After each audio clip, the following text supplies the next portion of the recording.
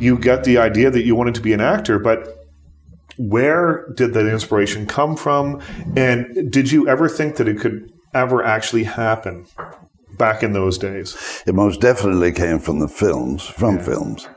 It came also because I was the youngest in the family.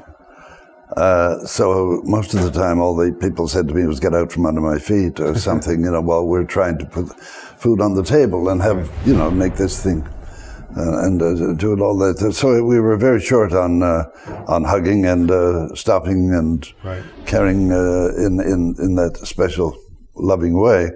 But we did. We had a wonderful family, and I know that now. And so I spent my time being many people other than myself. From seeing the films. Every time I came through the door, I was someone else. And my mother really didn't know what to think of me. So, I mean, I impersonated, I did Al Jolson for 2 months straight. We had a woodshed, I put on little plays, and that was it. That was my Hollywood, and not different, I suppose, than an awful lot of other places. Hadn't even had a girlfriend yet. Didn't have the nerve to. But in that woodshed, right, you were Errol Flynn, yeah, with a log of wood, you can do some pretty fancy stuff, Richard. And so that was kind of that world. Yeah. I learned to blow a bugle because I saw a Harry James movie, and I had to, but nobody would want me to, so I had to crawl up under the shed and get caught on nails and worms all over the place, just so that I could get up there and blow sideways. I could never blow standing up. I mean, it was always, but I did great down here. And it was just one of those silly, strange things, but in no time, I knew what field I wanted to be in and the people I wanted to be in it with. Well, now, then what happens next? So what sort of training did you have after that in terms of acting?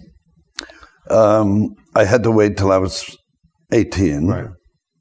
I did a little in the Army. I spent 3 years in the Army, peacetime. Finished in Winnipeg when I was 19, 20. So I was into amateur theater there when I was 21. Right. 22. 22, I guess, yeah. A number of different theaters, but small time. One was called the not New Play Society, the Winnipeg Repertory Theater.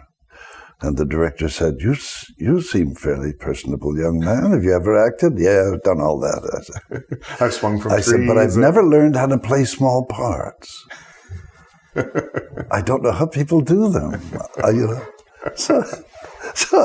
only played leads, By then I'd memorized a lot of Shakespeare, and I was ready for almost anything, I thought, Well, it's interesting because I think I have this idea that actors who stay in Canada have a lot better training than actors that we find in the United States. Mm-hmm. Because if you're going to make a living here, you have to memorize Shakespeare. You have to know how to play small parts. You have to know how to do commercials. You probably have to be able to sing a little bit, maybe dance. You have to be able to do it all. So you're a much more rounded actor, I think. Because just to make a living, you have to do it.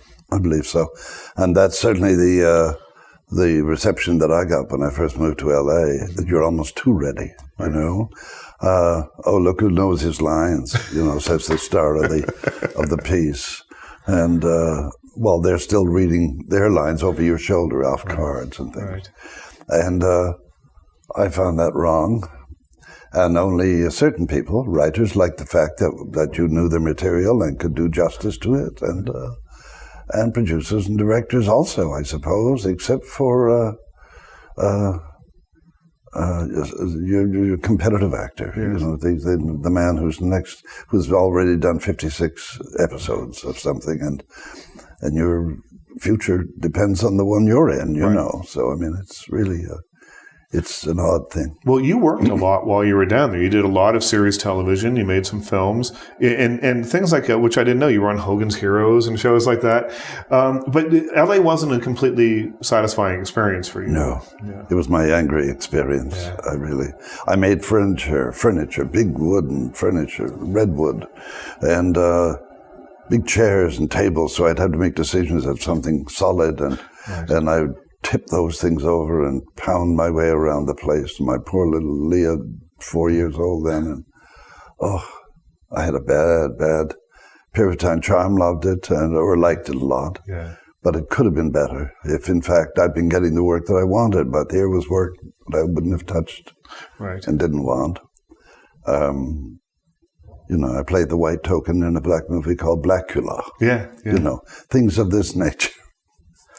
Hogans Heroes, Cannon, Banachek, all those things. A number of things, but none that you would want on your resume for very long.